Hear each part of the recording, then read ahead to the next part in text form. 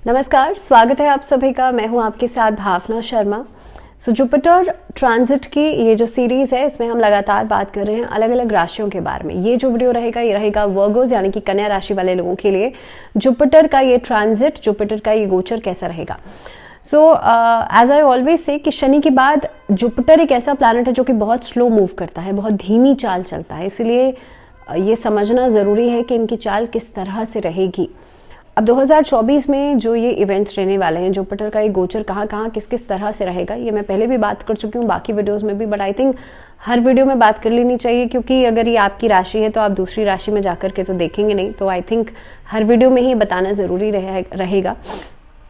तो जो बृहस्पति हैं वो 1 मई को जा रहे हैं शुक्र की राशि वृषभ में।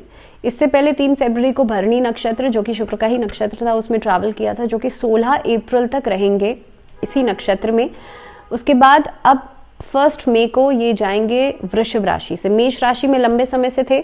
इससे पहले राहु और मेष की युति बनी हुई थी, जो कि गुरु चांडाल योग बना हुआ था, लेकिन अब राहु निकले वहां से, तो जो अब बृहस्पति हैं वो मेष राशि में थे और मेष से अब जाएंगे वृषभ में। वृषभ से 2 दिन बाद लगभग 1 मई को ये ट्रांजिट होगा, 2 दिन बाद अस्त हो जाएंगे। अस्त के साथ साथ जो भी मांगलिक कार्य हैं वो कुछ समय के लिए रुक जाएंगे।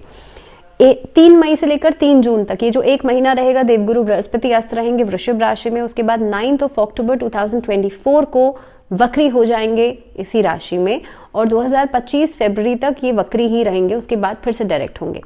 तो ये कुछ गोचर की स्थिति रहेगी जुपिटर की ड्यूरिंग 2024 एंड 2025। लेकिन अब कन्या राशि वाले लोगों के ऊपर इसका क्या इम्पैक्ट पड़ेगा, इसकी बात हम करते हैं।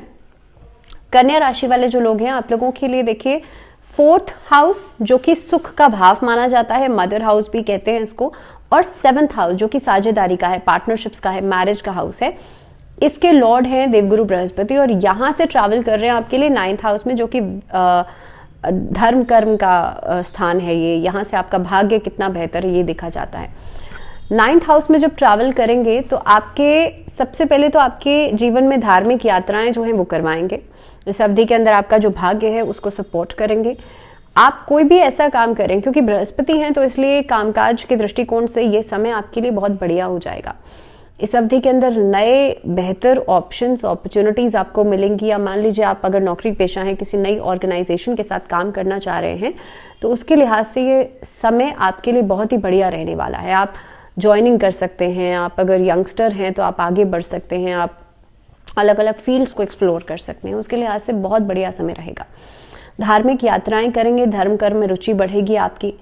इस अवधि के अंदर नए किसी कार्य की शुरुआत कर सकते हैं। प्रॉपर्टी में इन्वेस्टमेंट नजर आता है और खास तौर पे प्रॉपर्टी में लेन देन आप लोगों के लिए फायदेमंद रहेगा।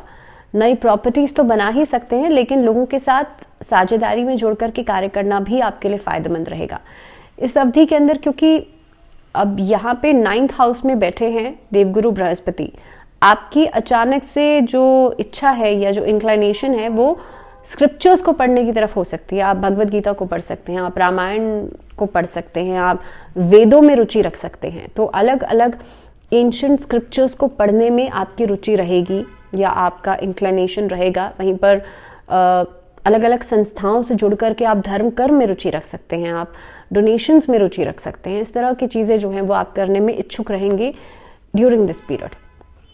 इसके बारे में मैं बाद में वीडियो के एंड में बात करूंगी कि जब अस्त होंगे और जब वक्री होंगे तो उसका क्या इम्पैक्ट पड़ेगा। लेकिन अब अगर हम यहाँ पर दृष्टि की बात कर लेते हैं, देवगुरु बृहस्पति 9th हाउस में बैठ करके आपके 1st हाउस यानी कि आपके लग्न पर, 3rd हाउस और 5th हाउस पर पूर्ण दृष्टि देंगे। अब 1st हाउस पर जब दृष्टि पड़ेगी तो आप बहुत फोकस्ड रहेंगे इस अवधि के अंदर। अगर आप के मन में चाहे जो मर्जी बात आए, लेकिन उसके बावजूद भी आपका जो फोकस है वो इधर उधर नहीं हिलेगा, तो आप किसी भी काम के लिए कोई दूसरा विकल्प ढूंढ करके और उस काम को फिर करेंगे। यहाँ से जब लग्न पर दृष्टि जाएगी तो आपका स्वास्थ्य जो है वो बढ़िया रहेगा, आपकी फिटनेस जो है वो बढ़िया रहेगी। आपकी फिटनेस के ऊपर आप ज़्यादा ध्यान देंगे पहले से, और काफ़ी हद तक आप अपने टारगेट को पूरा करने के लिए मेहनत ज़रूर करेंगे। यानी कि आपकी तरफ से जो एफर्ट्स रहेंगी वो 100% रहेंगी। तो इस अवधि के अंदर आपका जो ओवरऑल ऑरा रहेगा वो बहुत पॉजिटिव रहेगा। अब 9th हाउस से बैठ करके जब 3rd हाउस पर पूर्ण दृष्टि डालेंगे देवगुरु बृहस्पति, तो यहाँ पर क्योंकि पराक्रम भाव है, सिबलिंग्स का हाउस भी इसे मानते हैं, तो आपके सिबलिंग्स के साथ आपका जो रिश्ता है वो बेहतर हो जाएगा। इस अवधि के अंदर जो पुराने डिस्प्यूट्स हैं वो खत्म होंगे। इस अवधि के अंदर कोर्ट कचहरी के मामले जो हैं वो सेटल डाउन हो सकते हैं और कुछ नए कार्यों को करने में दिलचस्पी रहेगी, बल्कि आप रिस्क लेकर के कुछ नए काम कर सकते हैं और काफ़ी हद तक वहाँ से प्रॉफिट मिलेगा। अब अगर हम तीसरी दृष्टि की बात करें जो कि पंचम भाव पर पड़ेगी, तो पंचम भाव क्योंकि रिलेशनशिप्स का भी होता है, संतान का भी होता है, और यहीं से हम देखते हैं कि भाई कितनी अच्छी एजुकेशन, कितनी बेहतर एजुकेशन आपकी रहेगी। अब पंचम भाव पर जब पूर्ण दृष्टि पड़ेगी देवगुरु बृहस्पति की, तो सबसे पहली चीज तो आपके नए रिश्ते बन सकते हैं। लव रिलेशनशिप्स में एक कमिटमेंट या फिर एक खास तौर पे एक संपूर्णता जो है वो आपको दिखेगी, और इस अवधि के अंदर आप किसी को मैरिज के लिए प्रपोज कर सकते हैं। दूसरी बात, इस अवधि के अंदर लॉन्ग टर्म रिलेशनशिप्स की शुरुआत हो सकती है, तो आपके जो पार्टनर्स हैं उनके साथ आप लंबी दूरी की यात्राएं कर सकते हैं। इस अवधि के अंदर जो बच्चे उच्च शिक्षा पाने के लिए कोशिश कर रहे थे, प्रयास कर रहे थे, वो इम्प्लीमेंटेशन की तरफ आगे बढ़ेंगे। मान लीजिए फॉर्म्स भर सकते हैं, आप किसी प्रोजेक्ट में, किसी कोर्स में खुद को एनरोल करा सकते हैं, उच्च शिक्षा को पाने के लिए आप कोई तैयारी कर सकते हैं।